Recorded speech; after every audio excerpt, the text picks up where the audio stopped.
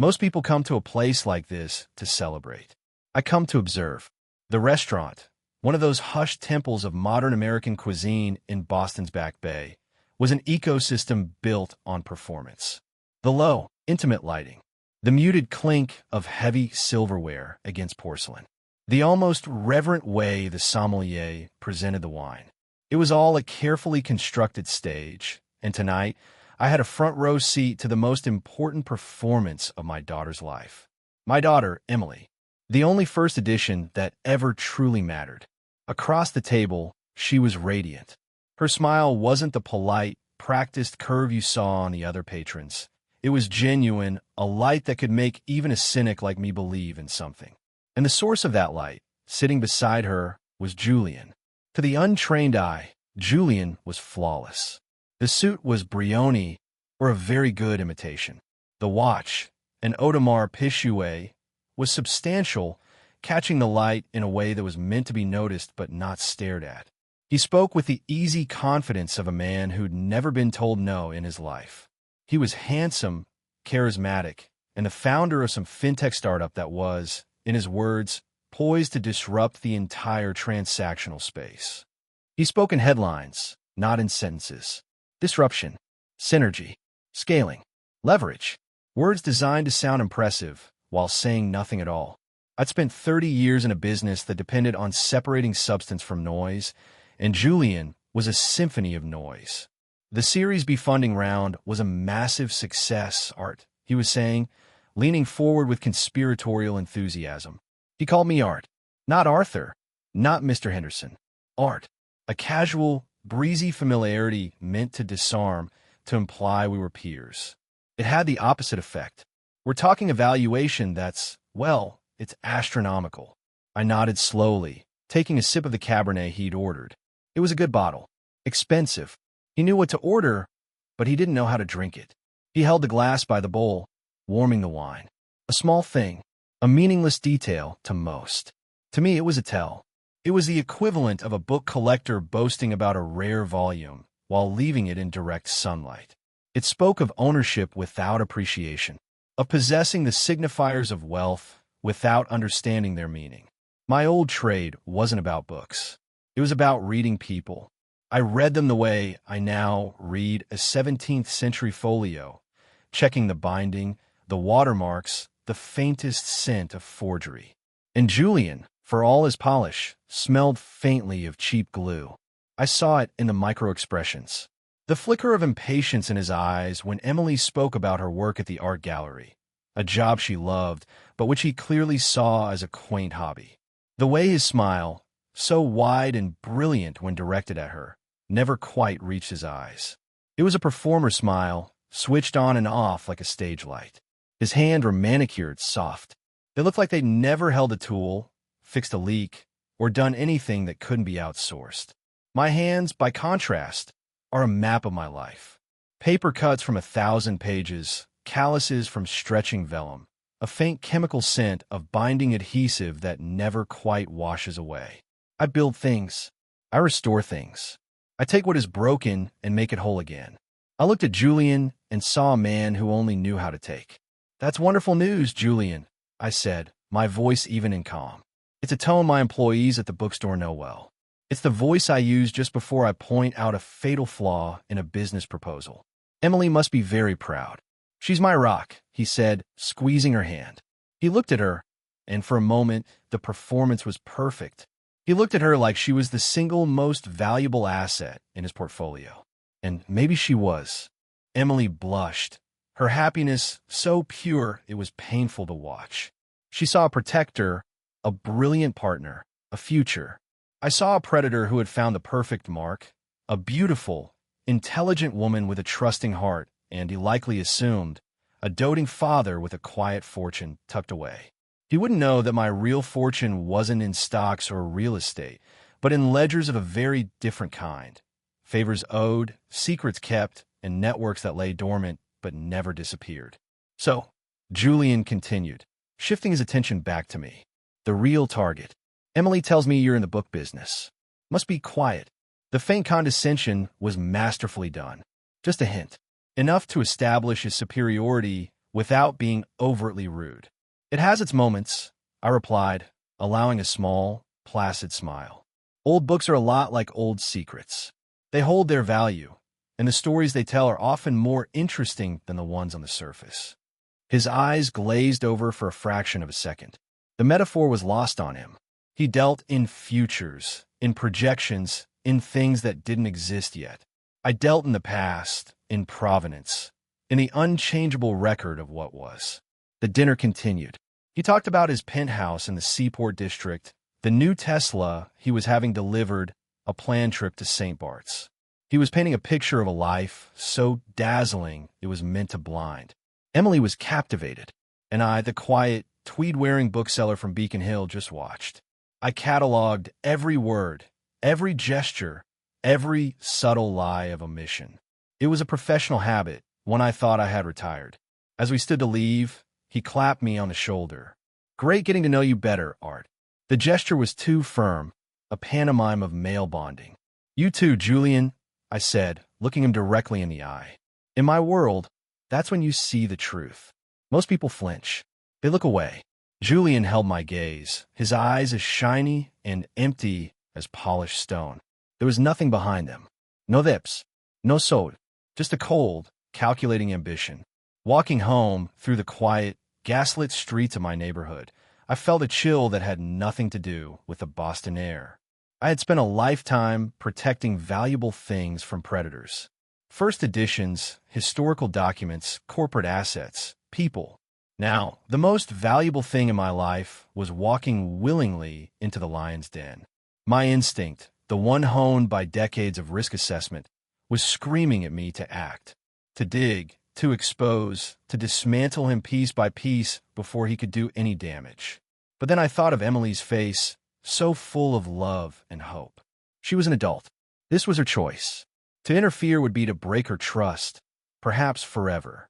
A father's role, I told myself, is to advise, not to control. So I decided to do the hardest thing I'd ever done. I decided to do nothing. I would be the quiet bookseller. I would trust my daughter. For her, I was willing to be wrong. I was praying to be wrong. But in my line of work, you learn a hard lesson. Your first instinct is almost never wrong. And my gut was telling me that I hadn't just met my daughter's fiancé. I had just met an enemy. I just didn't know then that the war had already been declared. The next few months were a masterclass in modern courtship, conducted mostly over FaceTime and Instagram. Julian was a whirlwind of grand gestures. A surprise weekend trip to Paris for Emily. A vintage Cartier necklace just because. Photos of them at charity galas, clinking champagne glasses with the city's elite. He was curating their life, not living it, and each post was a carefully chosen piece of evidence for the case he was building. The case of Julian and Emily, the perfect power couple. Emily was deliriously happy. She'd call me, her voice bubbling with excitement, to recount their latest adventure. I listened, offered the requisite fatherly enthusiasm, and filed away the details. Paris? I made a quiet call to a contact at the American Express Centurion office. The trip was paid for with a card that was perilously close to its limit. The gala? A colleague on the museum board mentioned that Julian had bought the cheapest tickets available, but spent the evening networking as if he'd sponsored the entire event. Red flags. Little ones, but they were multiplying. Still, I held back. This was my daughter's happiness, and it was a fragile, beautiful thing. To touch it with my suspicions felt like an act of vandalism. We spoke about the wedding in vague terms. "Sometime next year," Emily would say. "Julian wants it to be perfect, Dad. You know how he is." Oh, I knew. Perfection is the best place to hide flaws. The call came on a Tuesday afternoon. It was a crisp October day. The scent of old paper and decaying leaves filled my shop. I was in the back, meticulously repairing the spine of a first edition Hemingway. A delicate, almost meditative process. My phone buzzed on the workbench. It was Emily's number, but her face didn't pop up. Just the number. Strange. I wiped my hands and answered. "Emily, sweetheart." "Hey, Art. It's Julian." His voice was different. The slick, polished charm was gone, replaced by a lazy, almost bored tone. The voice of a man who no longer feels the need to perform. "Julian, everything all right?" I asked, my own voice remaining placid. My heart rate, however, had just ticked up by 5 beats per minute. Yeah, everything's great. Hey, Emily's just in the shower. I'm just going through some of our mail here. A pause. I could hear him shuffling papers. Listen, we were just talking about you the other day. Oh, I kept my response neutral. This was not a social call. This was something else. Yeah, Emily was saying we haven't really locked down a wedding date yet, and that you were probably getting anxious to know. A wave of relief washed over me, immediately followed by suspicion. Why was he the one telling me this? Well, of course, I'm excited for you both, I said carefully. Just let me know when you have a date in mind. Your mother would have wanted me to help plan. He cut me off with a short, dry chuckle. It was a genuinely unpleasant sound. And then he said them. The 11 words that shattered the fragile peace. The 11 words that took my quiet, retired life and set it on fire. Oh, we got married last week, Art, he said, his tone dripping with casual condescension. Decided it should just be for the important people. Silence. The world didn't stop. A car horn blared on Charles Street. A customer's bell tinkled at the front of the shop. The old clock on my wall continued its steady, relentless tick-tock. But in my head, a switch flipped. A heavy, iron switch that hadn't been thrown in a very long time. The air in my lungs turned to ice. Just for the important people. He hadn't just excluded me. He had judged me. He had weighed my worth in his glittering, hollow world and found me wanting. Me, the man who raised the woman he now wore on his arm like a trophy. The grandfather of his future children. He had erased me from one of the most significant days of her life and then announced it to me with the same casual indifference he might use to mention he'd picked up dry cleaning. In that single, crystalline moment of silence, I felt 30 years of carefully constructed calm fall away. The mild-mannered bookseller evaporated. The man who stood in his place was someone else entirely. Someone colder, sharper, and infinitely more dangerous. I see, I finally said. My voice was unervingly steady.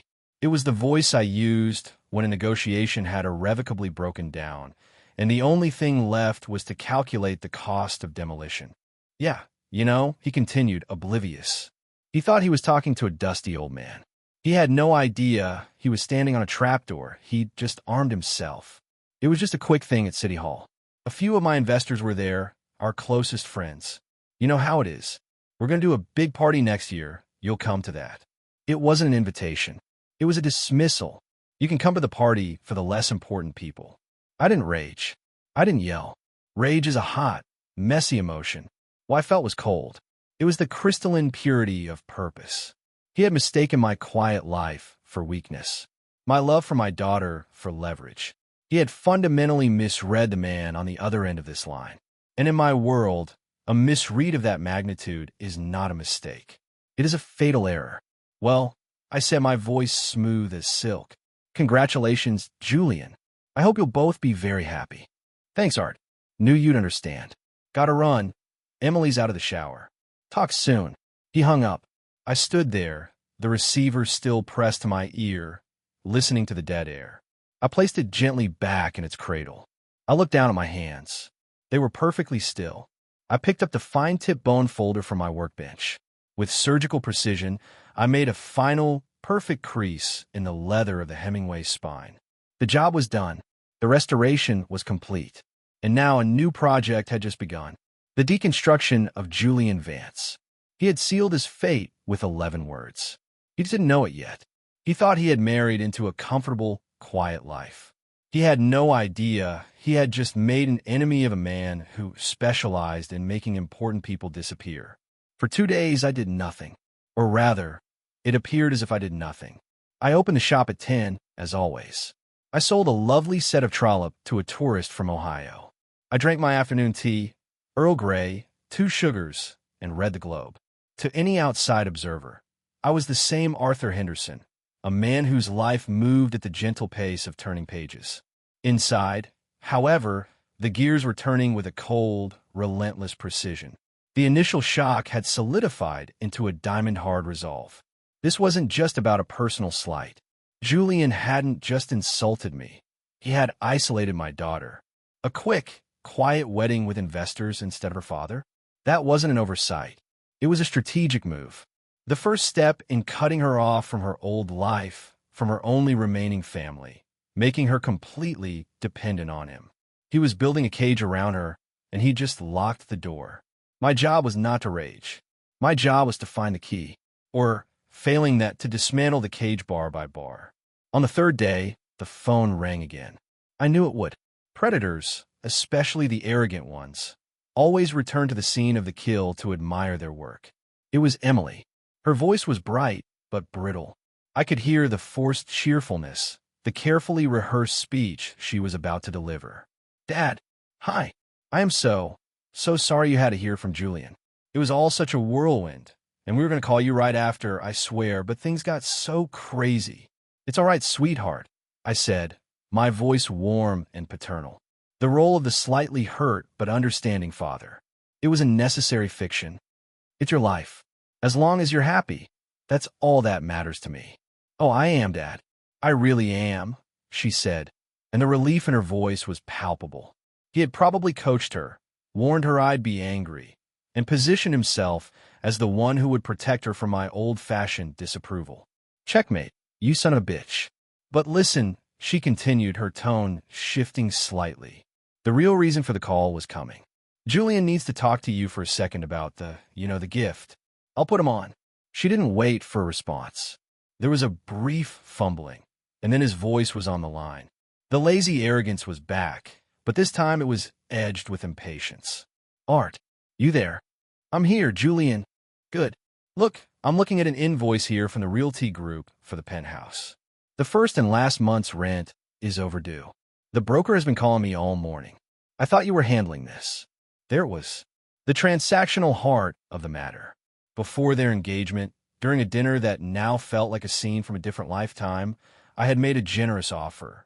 As a wedding gift, I would pay the lease on a nice apartment for them for 1 year. A way to help them start their new life without financial pressure. I'd pictured them in a lovely brownstone in the South End. Julian, of course, had chosen a glass-walled monstrosity in the seaport with a view of the harbor and a monthly rent that could fund a small library. I remember our conversation. I said calmly, "Yeah, well, the money hasn't been transferred," he said, the annoyance clear in his voice. "I gave you the account details last month. Can you get on that today? It's making me look bad." The sheer, unmitigated gall of it was almost breathtaking. He had deemed me unworthy of attending his wedding, but fully expected my wallet to be present and accounted for. He hadn't married my daughter. He had acquired her, and he was now presenting me with the bill for his acquisition. I let the silence hang in the air for a few seconds. Let him grow uncomfortable. Let him wonder what the old man was thinking. Then I replied. My voice was quiet, almost conversational. I didn't raise it. I didn't need to. The coldest threats are always delivered in a whisper. "Julian," I said, "weren't you the one who told me that the wedding was only for important people?" Another beat of silence. This one was different. It was heavier. I could almost hear the gears turning in his head as he processed the words, as the implication finally dawned on him. He had expected a quiet, compliant checkbook. He had not expected the checkbook to talk back. "What's that supposed to mean?" he finally snapped, all pretense of civility gone. "It's a simple question," I continued, my tone as gentle as if I were discussing the weather. My gift was a wedding gift. It was intended for the man who was marrying my daughter, a man who would by definition be family, an important person in my life. But you made it quite clear what my status is in your new life. So I have to ask. I paused, letting the final words land with the weight of a closing vault door. Why would I pay for the rent of someone to whom I am not important? I heard a sharp intake of breath on the other end of the line. He was stunned. He was a man who moved through the world on a cloud of charm and intimidation, a world where people gave him what he wanted. He had no protocol for this, no script for being denied. "Are you serious?" he sputtered, his voice rising in disbelief.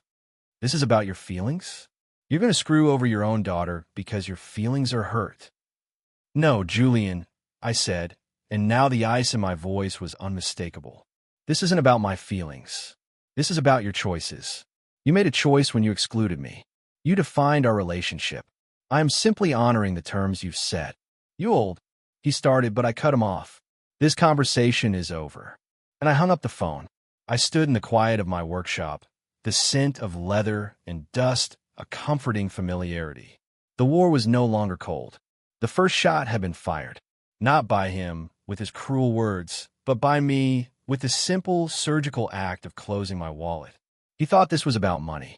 He thought he could bully and manipulate his way to getting what he wanted. He was about to learn that I don't play games with money. I play games with information. And the rent on his shiny penthouse was about to become the very least of his problems. Because I wasn't just cutting him off. I was going to start digging. And I had a very strong feeling that Julian's perfect, disruptive life was built on a foundation of sand, and a storm was coming. The basement of my shop is not for customers. It's not a place for dusty, forgotten inventory. It's my sanctum. The walls are lined not with bookshelves, but with fireproof filing cabinets and climate-controlled shelving for my private collection, the truly rare items that never see the light of day. The air is cool and still, smelling of aged paper and ozone from the humming electronics. To most, it would look like the archive of a reclusive, slightly paranoid collector. And in a way, it is. I descended the creaking wooden stairs, the single bare bulb overhead casting long shadows. I walked past a locked cabinet containing a signed first edition of Moby Dick and stopped before a plain, gray steel locker. The lock wasn't a key or a combination. It was a biometric scanner, a relic from my former life that had cost more than my first car. I pressed my thumb against the cool glass plate. There was a soft whir, a heavy click, and the door swung open. Inside was not a book, but a machine. A hardened, military-grade laptop encased in a black Pelican case, surrounded by what looked like outdated satellite phone equipment. It hadn't been powered on in nearly a decade. For years, it had been my Excalibur, a tool I used to dissect companies, ruin careers, and shift fortunes from the shadows. Opening it now felt like uncorking a bottle of very old, very dangerous whiskey. I set it up on a heavy oak table, the same one where I'd once pieced together the evidence of an insider trading ring that brought down a hedge fund manager. The machine booted up slowly, its fans whirring to life like an old man clearing his throat. The screen flickered, then settled on a simple, text-based operating system. No icons, no friendly interface. Just a black screen and a blinking cursor. A blank page, waiting for a story. I didn't start with Google. Google is for amateurs. It gives you the curated, public-facing narrative that people like Julian so carefully construct. I needed the footnotes, the drafts, the pages that had been torn out. I needed to open my old address book. The contacts were not stored on the machine. They were stored in my head, a string of encrypted email addresses and dead drops I had never allowed myself to forget. The first message was to a man I'll call the archivist. His real name is Marcus, and he used to be a senior enforcement analyst at the SEC. A brilliant, bloodhound, a man who could see the ghost of fraud in a balance sheet. I helped his daughter get into a veterinary program she'd been unfairly rejected from. A small favor. He owed me a big one. My message was short, sent through a series of relays that bounced it across 3 continents before it would land at his inbox. Subject, provenance check. Body, Julian Vance. CEO, FinTech Innovations. Need full financial workup. Balance sheets, investor lists, debt covenants. The unvarnished version. Urgent. H. The second message went to a woman named Isabella. She's a freelance journalist, the kind who writes the devastating, deep-dive articles for the Wall Street Journal or the Financial Times that get CEOs fired. Her specialty is human intelligence. She can get a disgruntled CFO or a jilted mistress to talk when no one else can. I once provided her with the information that broke the story of a major pharmaceutical company faking its clinical trial data. The story won her a Pulitzer. She owed me more than a favor. She owed me a career. Subject, character study. Body, Julian Vance. Public persona versus private reality. Associates, habits, vices. Particularly interested in his relationships, personal and professional. Discretion is paramount. H. The final message was different. It went to a man known only as Odysseus. He's a private investigator, but that's like calling a Navy SEAL a swimmer. He's ex-Mossad, a ghost who specializes in physical surveillance and asset tracking. He finds people and things that don't want to be found. I saved his life once in a very messy situation in Zurich involving some stolen bearer bonds and a handful of very unhappy Russians. He operates on a simple principle. Life debts are paid in full. Subject: a follow. Body: Julian Vance. Details attached. I need a pattern of life. Where he goes, who he meets. Everything. Especially the things he does when he thinks no one is watching. Age. I hit send on the last message, and the blinking cursor on the black screen stopped. The requests were out, floating in the digital ether. I had just activated a network of 3 of the most capable and discreet professionals on the East Coast. The total cost for their services, if billed to a normal client, would run into the hundreds of thousands of dollars. For me, the cost was 3 emails. My real business had never been about money. It had been about leverage. I closed the laptop and locked it back in its steel cabinet. The quiet of the basement settled around me again. I had cast the nets. Now all I had to do was wait for the fish to swim into them. Upstairs, the bell over the door tinkled. It was my afternoon regular, Mrs. Gable, coming to pick up her reserved copy of the latest Louise Penny mystery.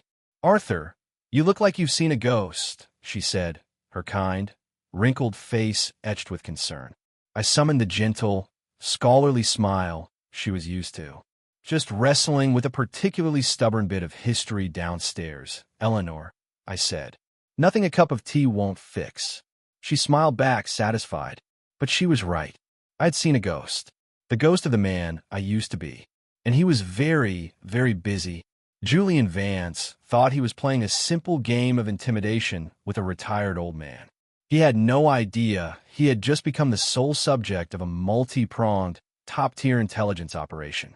He was a character in a book he didn't even know was being written, and I was about to write his final chapter. The information didn't come in a flood. It came in trickles, then streams, like a dam beginning to crack. My life returned to its placid rhythm, but my nights were spent in the basement, piecing together the mosaic of Julian Vance's life. Each encrypted email that arrived was another tile, and the picture that emerged was uglier than I could have imagined. The first crack came from Marcus, the archivist at the SEC. His email was dry, filled with financial jargon, but to me, it read like a horror story. FinTech Innovations wasn't poised to disrupt anything. It was a house of cards in a hurricane. The company had no proprietary technology. Their revolutionary algorithm was a poorly coded imitation of existing open-source software. Their revenue streams were virtually non-existent. The astronomical valuation Julian had bragged about was based on a single, highly questionable seed investment. And this was the masterstroke. Marcus had traced the source of that seed money. It wasn't a venture capital firm from Silicon Valley. It was a holding company based in the Cayman Islands, and that holding company was a known front for a syndicate run by a family out of Brighton Beach. These were not patient investors. They were loan sharks in bespoke suits. They didn't care about disruption or synergy. They cared about seeing their money back with a profit margin that would make a bank blush. Julian hadn't secured an investment. He had made a deal with the devil, and the devil's payment was coming due. He was bleeding money. The penthouse, the Tesla, the parties. It was all a frantic performance designed to lure in legitimate investors before the Brighton Beach crew lost their patience. He was running out of time, and he was desperate. The second crack came from Isabella, the journalist. Her report was more narrative, a collection of conversations and whispers from the world Julian inhabited. She was a master at getting people to talk. The portrait she painted was of a man consumed by envy. He came from a middle-class family in New Jersey, and he'd spent his entire life with his nose pressed against the glass of the world he wanted to inhabit. He was a social chameleon, brilliant at mimicking the manners and speech of the wealthy, but he was plagued by a deep-seated insecurity. His ex-girlfriends told similar stories. Charming and generous at first, then controlling, possessive, and pathologically obsessed with appearances. One of them mentioned his collection of replica watches.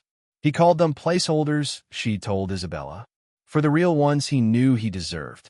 That Audemars Piguet on his wrist at dinner? Isabella had a source at a high-end pawn shop confirm it was a super clone, a near-perfect fake. The Brioni suit was real, but it was from a consignment shop. His entire life was a placeholder, a convincing facsimile of success. And then Isabella dropped the bombshell. She'd spoken to a disgruntled former assistant at his company. Apparently, Julian had a regular investor meeting every Wednesday afternoon at the Mandarin Oriental Hotel. But the investor was always the same person, the wife of his primary backer from Brighton Beach, a beautiful, bored woman named Anya. Their meetings were long, private, and had nothing to do with finance. He wasn't just a fraud. He was a fool. He was sleeping with the wife of the man who held his entire life in his hands. It was a level of self-destructive arrogance that was almost poetic. The final piece came from Odysseus. His report was stark, a simple timeline accompanied by a folder of high-resolution photos. The photos were devastatingly clear, taken from a distance with a powerful lens. Julian, not with Emily, but with Anya, laughing in a secluded cafe, kissing in the back of a taxi, entering the Mandarin Oriental, their hands intertwined. But Odysseus had provided something more, a pattern of life. Julian was a creature of habit. He was also careless. He used the same personal credit card, the one I now knew was perpetually maxed out, for his trysts with Anya and for dinners with my daughter. He thought he was invisible. He thought no one was watching. I sat at my oak table in the silence of the basement, the 3 reports laid out before me. The financial analysis, the character study, the raw surveillance. It was a complete picture. The cardboard facade of Silken Vengeance had been stripped away, and what lay beneath was pathetic, a terrified, insecure con man in a mountain of debt, juggling a pyramid scheme, a dangerous affair, and a new marriage he saw as his last, best hope for a bailout. His marriage to Emily wasn't a romance. It was a leveraged buyout. He had targeted her, charmed her, and isolated her, all with the goal of getting his hands on the money he believed her rich, quiet father possessed. He'd rushed the wedding and cut me out because he was running out of time. He needed to secure the asset. He needed my gift for the penthouse, not for a place to live, but as a desperate infusion of cash to placate his real investors. My initial anger had burned away, leaving behind something far colder and more dangerous, pity, not for him, but for the damage he was about to cause my daughter. The man she loved didn't exist. He was a ghost, a fiction, and when his world inevitably collapsed, it would collapse on top of her. I couldn't let that happen. A direct confrontation was out of the question. Showing Emily the files, the photos, the proof, it would be my word against her husband's. He would twist it, call me a jealous, controlling father. He would paint me as the villain, and in her current state, she might even believe him. No, she couldn't be told the truth. She had to discover it for herself. I couldn't just destroy him. I had to orchestrate a scenario so perfect, so undeniable, that Emily would see the real Julian with her own 2 eyes. I had to build a stage, write a script, and cast all the players. Julian would be the star of the show, and he wouldn't even know he was performing until the final act. I looked at the picture of Julian kissing Anya, at the financial statements, bleeding red ink, at the notes detailing his sad, desperate life. The plan began to form in my mind, not a plan of simple revenge, but of rescue. It would be intricate, risky, and it would require me to use skills I had long hoped to leave buried. He thought my world was small and quiet. He was about to find out that my library had a very, very deep basement. The most effective trap is the one the prey walks into willingly, believing it leads to a prize. My prize for Emily had to be something she genuinely desired, something that would seem like a stroke of incredible luck, a validation of her talent and passion. Emily's world was art. She lived and breathed it. For months, she had been talking about the annual Emerging Visions auction, a highly exclusive event in New York hosted by a prestigious gallery. It was a kingmaker event for up-and-coming artists and a networking paradise for curators. Getting an invitation was nearly impossible for someone at her level. It was time to pull a book from a very dusty shelf. Years ago, I had done a small, discreet job for the chairman of the board of that very gallery. It involved a messy divorce and a Goya painting that the wife was trying to hide from the settlement. I found the painting. He never forgot. We hadn't spoken in a decade, but a debt like that doesn't expire. A single phone call was all it took. I didn't ask for a favor for myself. I spoke about my talented daughter, the promising young curator. I spoke of her passion for a particular sculptor whose work, I knew, was headlining the auction. "Arthur, it's done," he said, his voice oozing the smooth satisfaction of a man granting a boon. "Not just an invitation. She'll be an honored guest. We'll say she's the recipient of our new patron's grant for curatorial excellence. It comes with a travel stipend, a suite at the plaza, and a seat at my table. She'll be the talk of the evening." It was more than I could have hoped for. It was perfect. A prestigious grant, an all-expenses-paid trip to New York, a stay at the plaza. It was an offer so spectacular, so validating, that Emily would never question its legitimacy.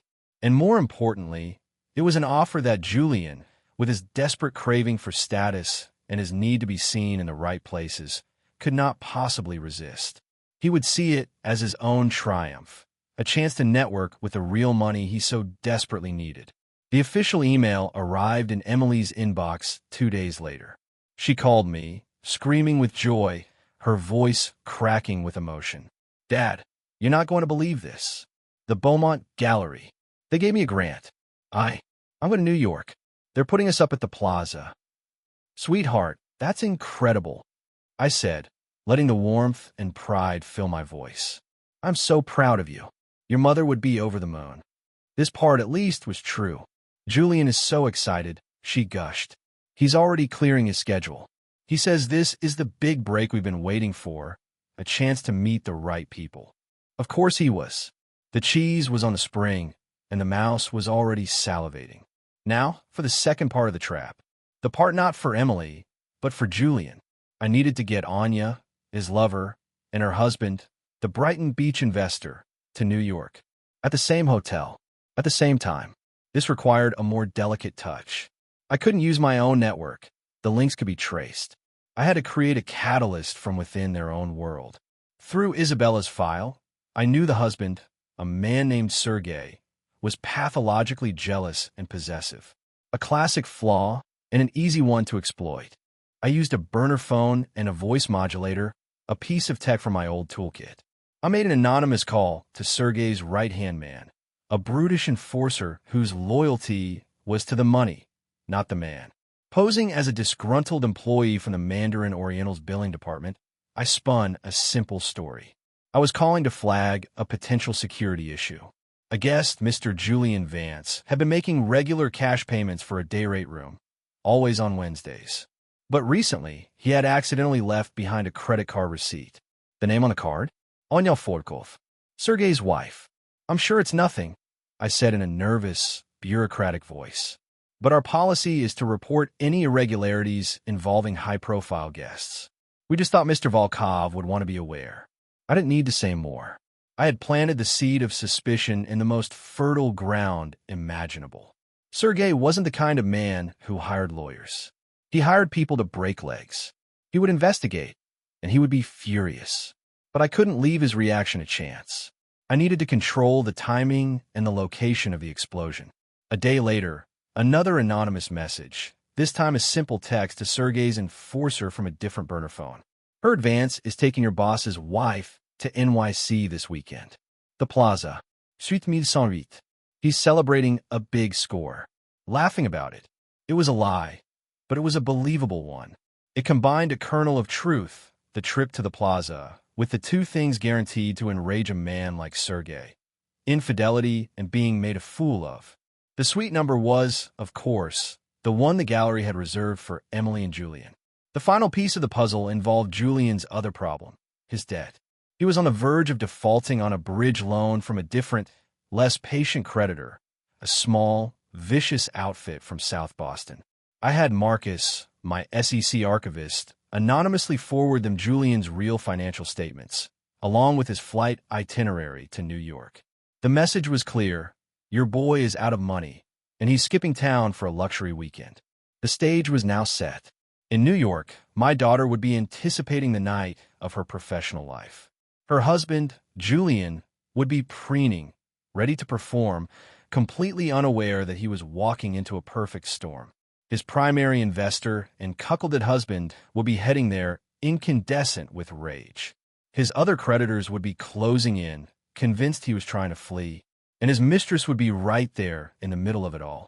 It was a complex, multi-layered trap, designed not just to catch him, but to have him tear his own life apart in front of the one person he had fooled the most. I felt a cold knot in my stomach. I was using my daughter as bait. It was a terrible, necessary act. I was leading her into a moment of profound pain and heartbreak, but it was the only way to lead her out a life of lies. I had to show her the monster, so she would finally stop loving the mask. This wasn't just about justice for me anymore. It was about surgery for her. It was going to hurt, but it was the only way to save her life.